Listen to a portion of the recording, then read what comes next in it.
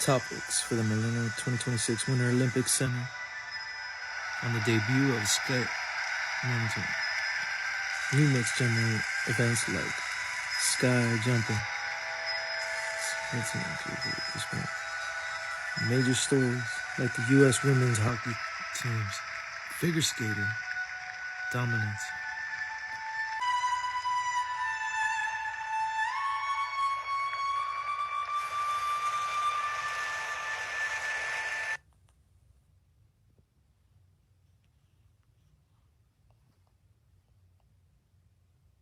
Hi, honey. Is Max watching the game? I can see his tablet's online.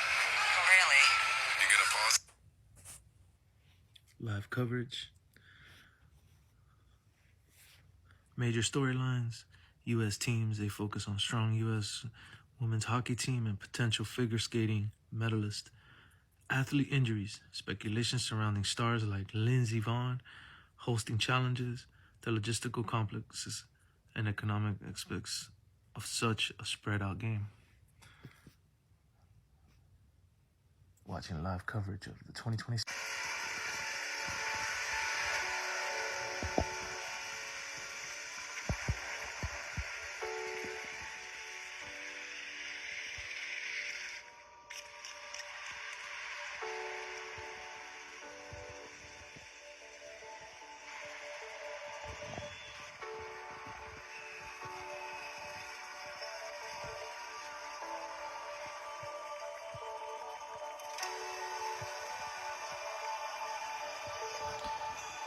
You're watching the history of the greatest games in the world, the Olympics. You're watching this on Reactions, a new TV show with your host, Raul Morales. Live coverage of the Olympics 2026 and its history begins in 3, 2, 1.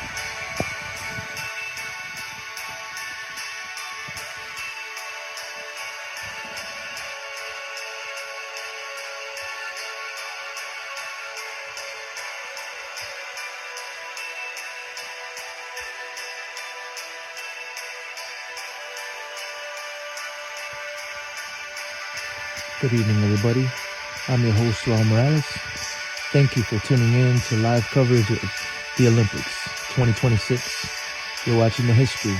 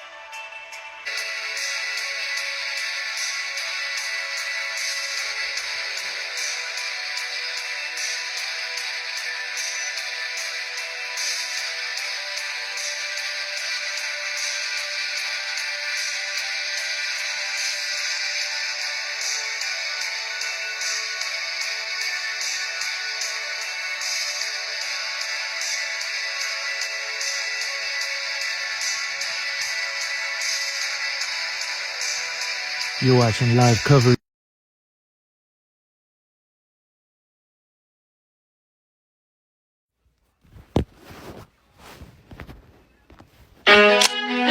Regardless what language you speak, what country you're from, or how old you are, you probably know what this symbol is.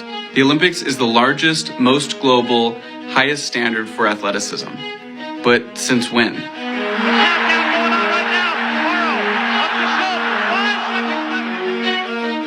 The Olympics started all the way back in 776 BC in Greece, but this was not the Olympics that we know today. People would perform in the nude, they would fight to the death, and it was all done in the name of pagan gods. It was a tradition that would supersede the political situation, so they would set aside war and political strife to come together to do these games in honor of these pagan gods. But in 393 AD, when a Christian ruler came in, he banned all pagan practices, including the Olympics. From then, all the way until the 19th century, the Olympics was essentially dead. This was until a man by the name Pierre de Coubertin came along. He was a Frenchman who really loved sportsmanship, and he believed in the spirit of the Olympics, in the sense of pure sportsmanship and working to become our best. He laid this out in what later became the Olympic Creed, which reads, "The important thing in life is not the triumph, but the struggle.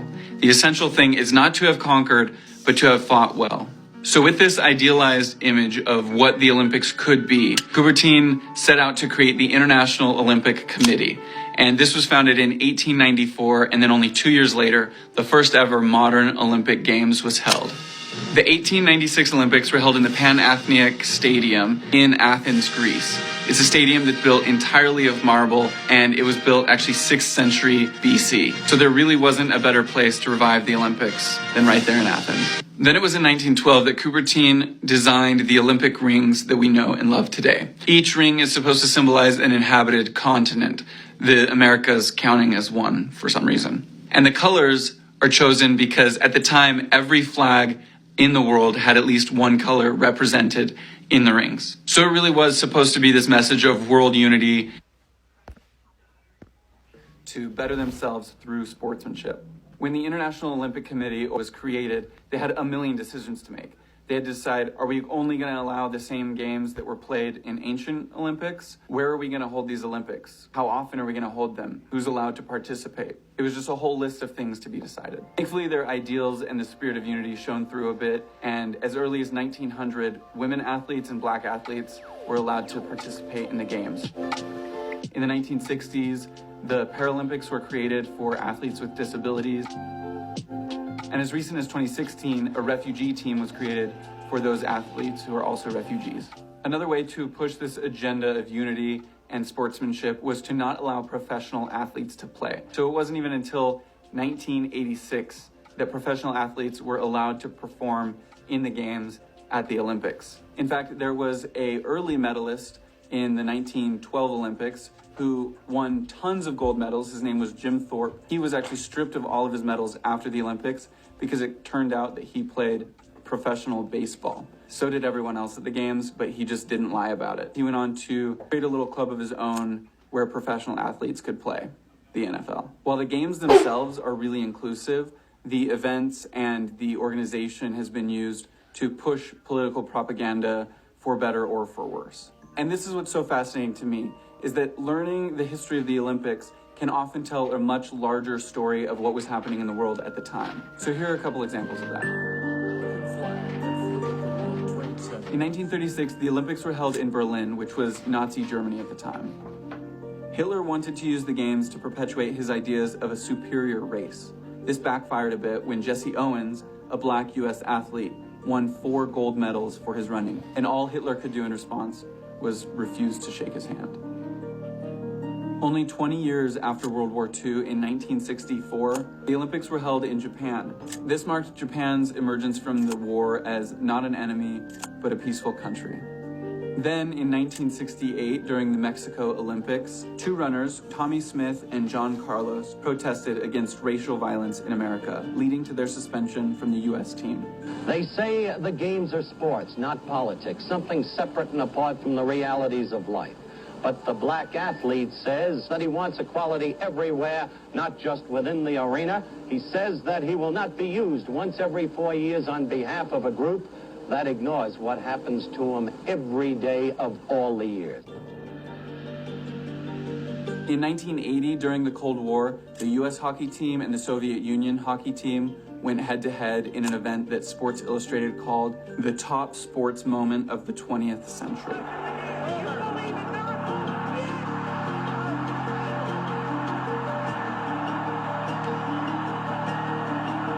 And the last example I'll give is that only 6 months after the horrible 9/11 attacks in New York, the Salt Lake City Olympics signified a resilient nation that could overcome fear and safely gather together again. Because of the platform that the Olympics has, and because of its dense, complex history, it's really worth looking into the history of the Olympics if you are in an Olympic city. The modern Olympics has been held in 43 different cities across 5 different continents. And this is all due to Pierre de Coubertin and his ability to gather people together to create the Olympic Committee and his vision of what the Olympics could be.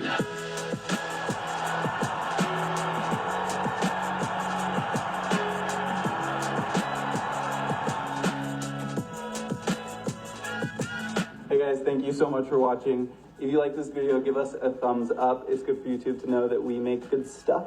And if you subscribe to the channel, we'll be posting a lot more stuff like this. If you get the chance to travel to an Olympic city, I highly recommend you take it. I've been able to go to a couple, like the arena in Athens that they first hosted the Olympics at, and the arena in Berlin where Jesse Owens won his gold medals. And it's always been an awesome experience when I get to take that chance. And if you want to find full online travel courses of how you can travel smarter, we will see you over at brighttrip.com.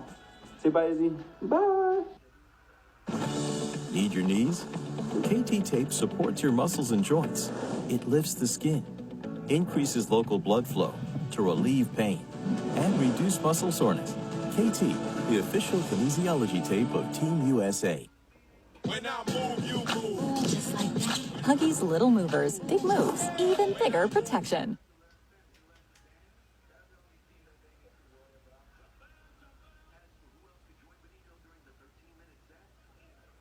July in Paris. 10,000 athletes are floating down the Seine for the opening ceremony of the 2024 Olympics. Just a few hundred meters away in this McDonald's, several employees are flipping burgers and asking if you want fries with that. Who do you think makes more money, the athlete or the McDonald's worker? Remember, these athletes are filling stadiums, creating a spectacle that the whole world wants to see and that generates billions of sponsorship money. And yet, it's the McDonald's worker that earns almost 50% more than the average athlete. The International Olympic Committee gives absolutely no money to Olympians, even if they win gold. But why not? And how do athletes make money?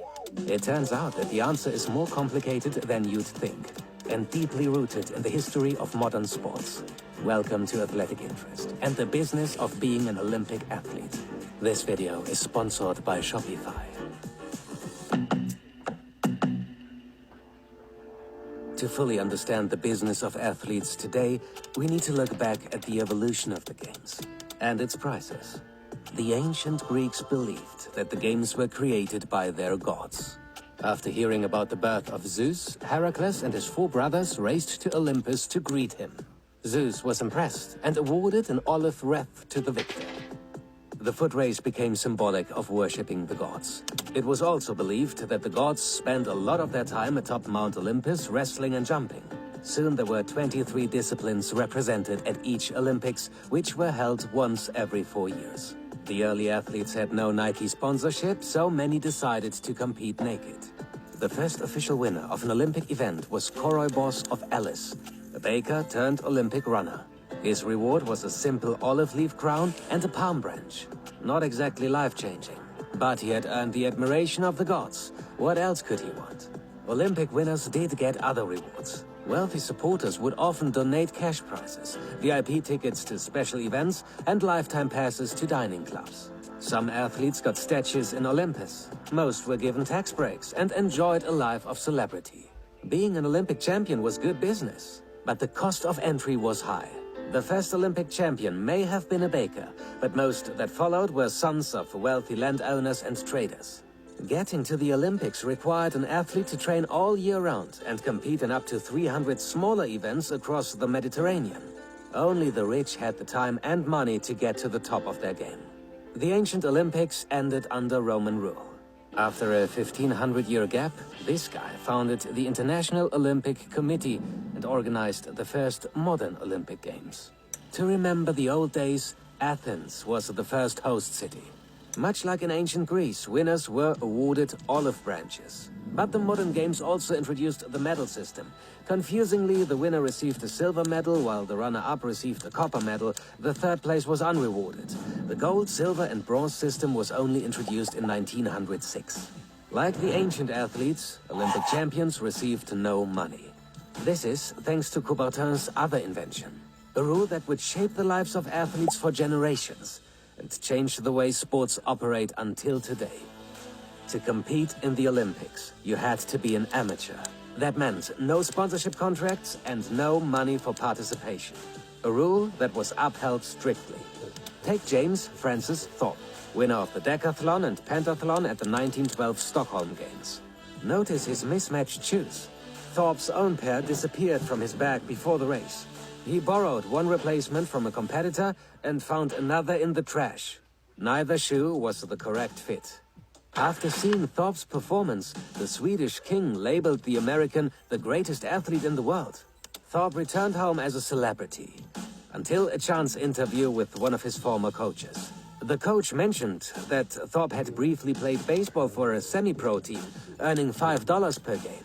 So the Amateur Athletics Union challenged his gold medals because he was not a genuine amateur athlete.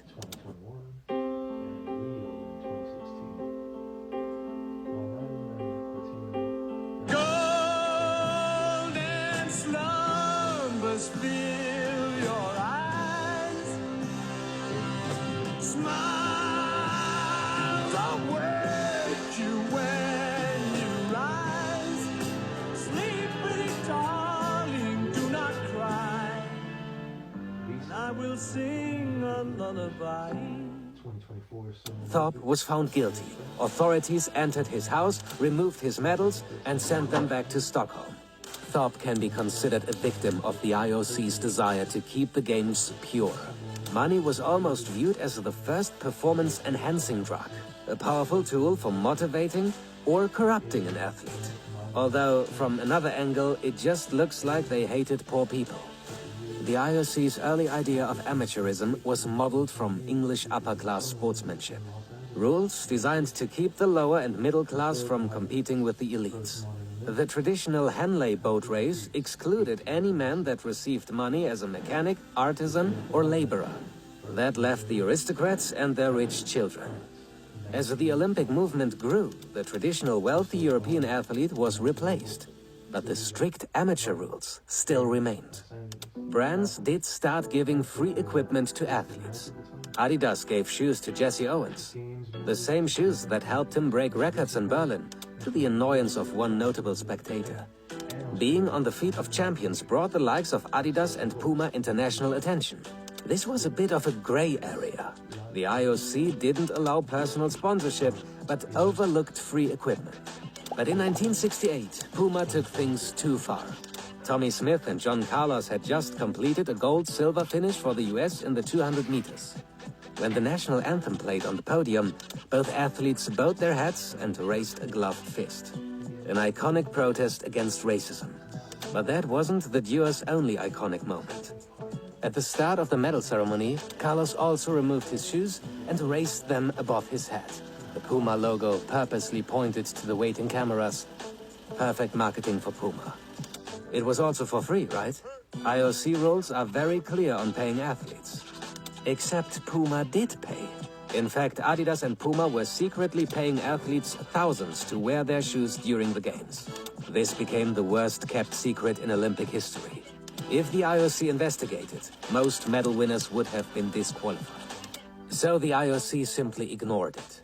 But it knew this was the end of an era for amateur athletics. In '71, the IOC relaxed the requirement that an Olympian must be an amateur.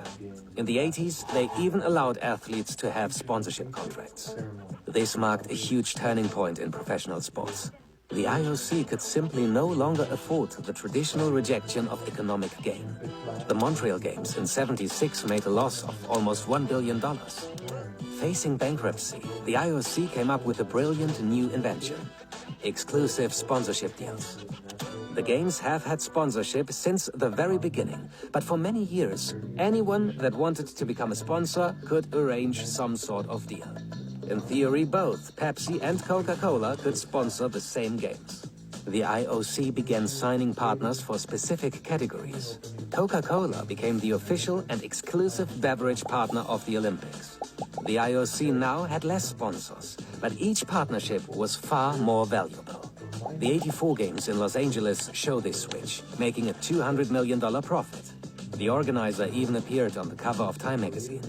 The Olympics was finally big business. So surely a lot of this money has trickled down to the athletes. Not exactly. In an Olympic cycle, the IOC earns more than $7 billion. The directors share about $50 million in salary. Athletes get nothing. Well, at least not directly from the IOC. So how do Olympic athletes make money today? They have to rely on three sources of income: salary, prize money, and sponsorship. Let's look at them in more detail. Each of these can vary, depending on which country you are representing. Singapore offers $700,000 to any athlete that wins gold. Triumphant Russian athletes are given free houses and luxury cars. And yet, most of the major nations offer far less to their athletes. US gold medal winners receive $37,000. If you become a ninja warrior, you get $1 million. Instead of prize money, some nations offer yearly salaries to allow athletes to focus on training. Despite representing the biggest economy on Earth, some top US athletes only receive a few $100s per month. Athletes that want to make it to the Olympics are forced to look for other ways to make money. Many turn to brands for support. This has led to a large imbalance in sports. Let's take two athletes as examples: Usain Bolt and Megan Calmer, both medal winners at London 2012. Bolt is one of the most popular athletes of all time. This comparison may seem a little unfair, but it shows the huge difference in earnings between athletes, despite them both attending the same Olympics. In 2012, when Bolt was arguably at his height, he earned more than $20 million. The majority of this money came from Bolt's sponsorship deals, including a massive $9 million per year from Puma. Bolt also earned a few $100,000 in prize money and up to $250,000 per track meet. While Bolt is living in mansions and driving fast cars, Megan Calmer is living the exact opposite life. Calmer shares a $1,000 per month house with a fellow athlete. When her old pickup truck breaks down, she has to find a mechanic that takes monthly payments. For her Olympic bronze in 2012, she received $10,000, but not before the government took their cut. Shortly after returning from London, a monthly stipend from the US Olympic Committee was cut to a grand total of $0. She now works a part-time desk job and grows her own food to get by. Olympic rowers, even those with medals, do not get much attention from sponsors. Nike, Adidas, and Puma save their marketing money for football and basketball.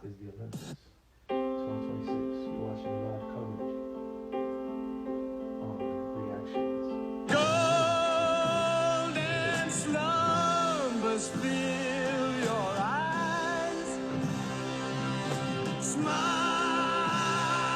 await you when you rise. Sleep, pretty darling, do not cry. I will sing a lullaby. For every Usain Bolt, Michael Phelps, or Simone Biles, there are thousands of Megan Calmers. More than a decade after London 2012, and 5 decades since the IOC allowed athletes to be professional, the gap between rich and poor in sport has barely changed. The majority of athletes around the world do not consider themselves financially stable. In the US, the figure is 80%. Funding from Olympic committees for athlete support is being cut each year. Meanwhile, the cost of equipment, nutrition, training, and travel only increases. So some athletes are forced to look for other employment. There are now sheep farmers, mechanics, and Buddhist priests that spend their spare hours training for Olympic gold. The uncomfortable truth is that most professional athletes earn less than the lowest level McDonald's worker. This is why more and more athletes are starting their own businesses, to get less dependent on salaries and create something beyond their sporting career. And this is where today's video sponsor, Shopify, comes in. We've made a whole series about athletes who are using Shopify to build their brand, from Cristiano Ronaldo to Serena Williams. And we also use Shopify ourselves to offer you our legendary athletic interest socks. From setting up a store to tracking inventory and processing payments, Shopify makes it super easy, even for those without technical skills. And it got even easier We'll be right back with after this Shopify commercial break. Magic. You're listening to Reactions, a new TV show with your host, Raul Morales. This is live coverage of the 2026 opening ceremonies, the Olympics, all in general, the history of the Olympics. We'll be right back.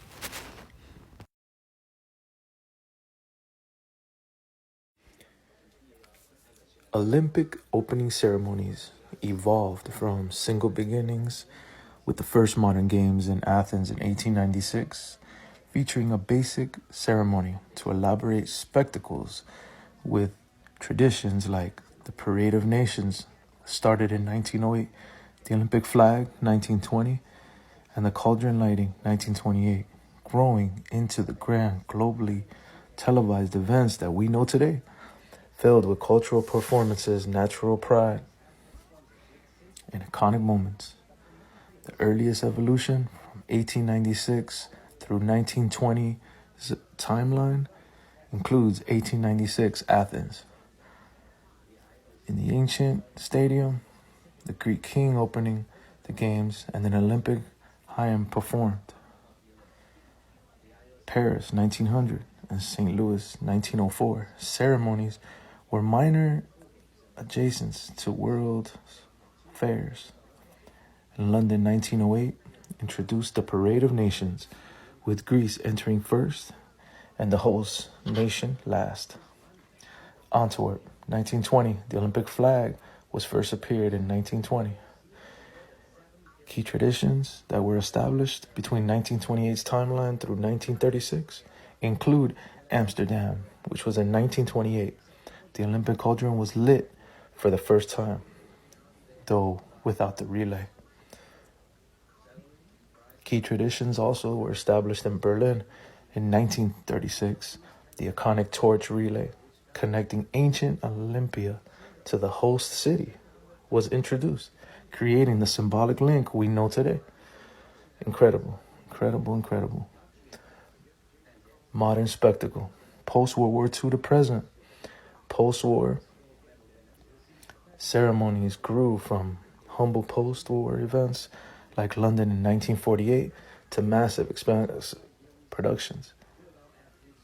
Cultural showcases, later games emphasized cultural displays, from the drumming in Beijing, 2008, to the performances in London, 2012. Iconic moments. Each games adds unique elements, like the jetpack in LA, 1984, or the archer lighting, the cauldron in Barcelona, 1992. Either way you look at it, impressive. The Olympics is truly a landmark in the history of the world, in the history of humans as a whole. We've really evolved from a lot of things, but the Olympics is just one thing that gives a human pride. It's pretty special. Core elements today: Parade of Nations, Greece leads, host nation enters last. Speeches by dignitaries and the IOC president. Olympic flag and anthem played as the flag is raised.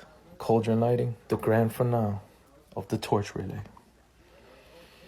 The Olympic ceremonies have evolved from simple beginnings, with the first modern games in Athens in 1896, featuring a basic ceremony to elaborate spectacles with traditions like the Parade of Nations that started in 1908, the Olympic flag in 1920, and the cauldron lighting in 1928, growing into the grand, globally televised events that we know today, filled with cultural performances, natural pride, and iconic moments. This is the Olympics 2026. You're watching live coverage on Reactions, a new TV show with your We'll be host, right back Raul after this Morales. commercial break. We'll be right back. Listening to Reactions, a new TV show with your host, Raul Morales. This is live coverage of the 2026 opening ceremonies, the Olympics, all in general, the history of the Olympics. We'll be right back.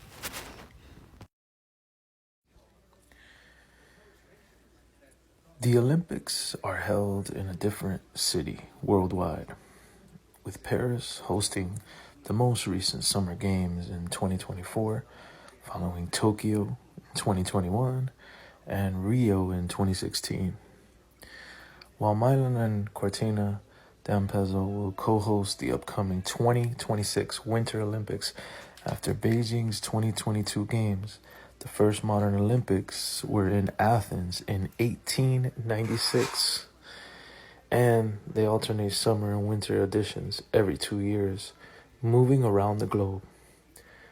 Recent and upcoming Olympic locations: 2024 Summer Olympics, Paris, France; 2022 Winter Olympics in Beijing, China; 2020 Summer Olympics was in Tokyo, Japan; 2016 Summer Olympics were Rio de Janeiro in Brazil; 2026 Winter Olympics was in Italy, Milan and Cortina; and a couple years after 2026 will be 2028, which would be the Summer Olympics in Los Angeles, USA. Historical highlights: first modern Olympics, Athens, Greece, 1896. Historical highlights: first Winter Olympics, Chamonix, France, 1924. Historical highlights: multiple hosts, cities like London, Paris, Los Angeles, Athens, and Tokyo have hosted multiple times. The games moved to different countries, with recent hosts including USA, China, Brazil, Japan, and Australia, and many more countries are set to host in the future. We'll be right back after this commercial break. Is live coverage to Reactions, history a new TV show of the with your Olympics. host, Raul Morales. The This is time, live coverage of the 2026 opening ceremonies, the Olympics, all in general, the history of the Olympics. We'll be right back. I'm your host, Raul Morales. This is live Olympics documentary. Thank you for watching on Reactions, a new TV show